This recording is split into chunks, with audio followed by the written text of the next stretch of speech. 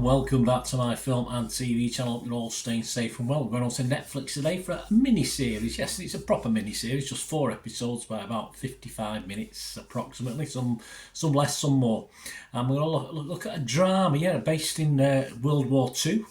Very interesting. An interesting mix of opinions from the critics and the public on this one. But it did put me off a little bit before I watched it. But I'm glad I did. So we'll talk about it. We're going to have a look at All the Light We Cannot See. Please, if you're new to the channel, push that subscribe button, push the bell notifications. Everything film and TV, of course. If you can spread the word, give us a push to your mates, and if you like what I try and do, leave your comments and give us a like, guys. Give us a thumbs up. It'd be much appreciated. Lots of videos out there, literally hundreds into the thousands of film and TV videos, and obviously my football ones as well.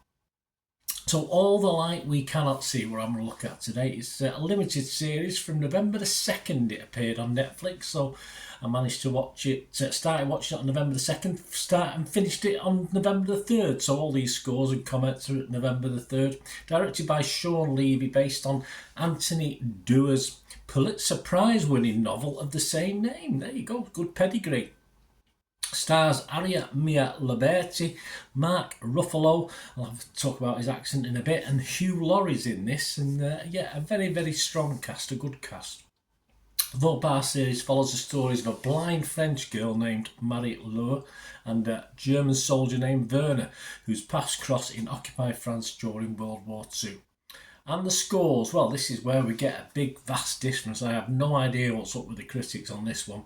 Rotten Tomatoes, just 27% approval rating, and that's based on 33 critics. 4.9 out of 10. Very, very disappointing. The consensus reads, while All the Light We Cannot See has a bright cast, its potential is often snuffed out by a tonally awkward blend of serious and silly. Okay.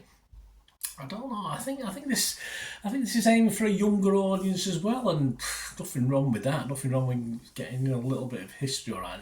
Dramatic license, of course there is, but nothing wrong with younger people watching this about World War II as well. Metacritic, the other side we look at, they're equally despondent, only giving it 39 out of 100 based on 23 critics, with only 2 positive, 2 positive, 15 mixed.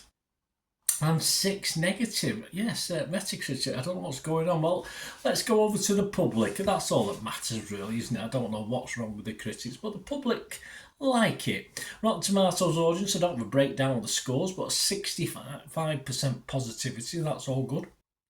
An Internet Movie Database, 1,000 scores and reviews, so not a mean amount, 1,000, and it's getting 7.9 out of 10. What a vast difference to what the critics are thinking. Very, very, very odd. So that brings me on to my little thoughts. Those critic scores, I have no idea why. I don't know how you expect the odd critic, but they're so overwhelmingly negative about this series. I'm perplexed. I am perplexed. I did find the time jumps annoying at first, but then became okay as you got to recognise the characters, and that's just my old poor brain trying to cope with things, and it gives you all the backstory that you need for the actual series.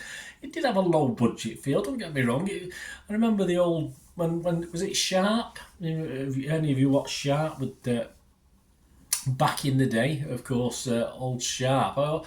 Used to have Napoleon battles involving about 10 on each side. I got that feeling with this that it was involves just a couple of dozen. It's World War II, but it seemed a lack of quantity. I'm not talking about quality, because I thought it was well filmed. I thought it was well put together.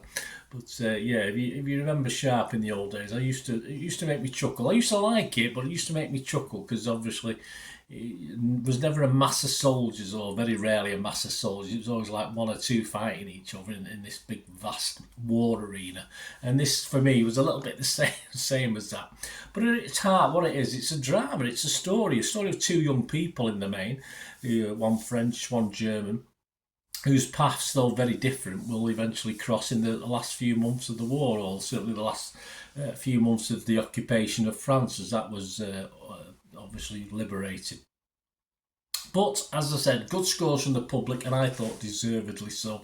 The plot, despite the serious background, sometimes, of course, you get the Hitler Youth Training Camp, stuff like this. It's quite serious, quite dark, but sometimes it's a little bit fantastical, plays like a bit of a fantasy rather than a war drama, and that's all because it's actually an adventure. It's actually an adventure. It all revolves around the hunt for a jewel, basically, against the backdrop of the war. And in 4 episodes, yeah, I mean, I could have easily watched more, but it was right. It was spot on 4 episodes.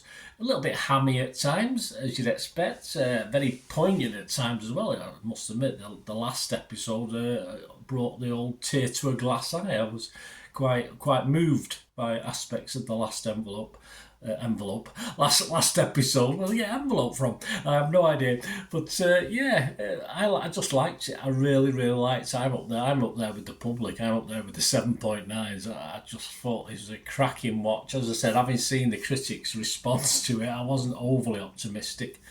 But I think Ruffalo's accent was a bit weird. I don't know. Obviously, he was a French person doing an English accent. Oh, he's not. Obviously, he's an American. But you know what I mean. It was odd because obviously the French were talking English. There was no subtitles style. The Germans were talking English. There's no messing about with that, which I don't mind. It doesn't bother me one iota.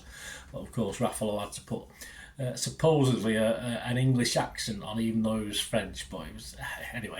Listen to it, you'll see what I mean. And I think it altered during the actual series. I don't think it was as obvious sometimes as other times. But there you go. And young Marie, yes, young Marie is a little darling. Yeah, obviously went on the backstory of the young blind girl Marie. Of course, the young version is just a little darling. I mean, brilliant, just wonderful. You know me and young actors, I'm not always overly impressed, but I was with this one.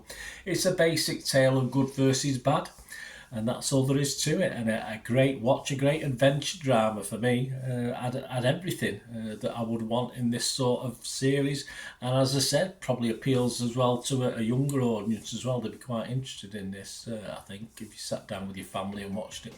I really enjoyed it. So my scores, I'm going to be fresh if it was Rotten Tomatoes. I'm going to be positive if it was Metacritic, and the sun's just coming out as I'm finishing off, so sorry about that. The lighting, I thought the sun was in today. Didn't know it was going to sneak out.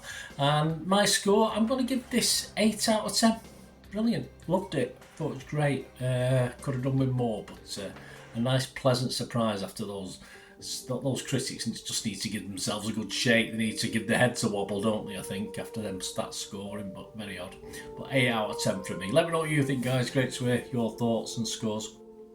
Until we meet again, that's one thing, don't I? Please stay safe, everyone. Bye for now.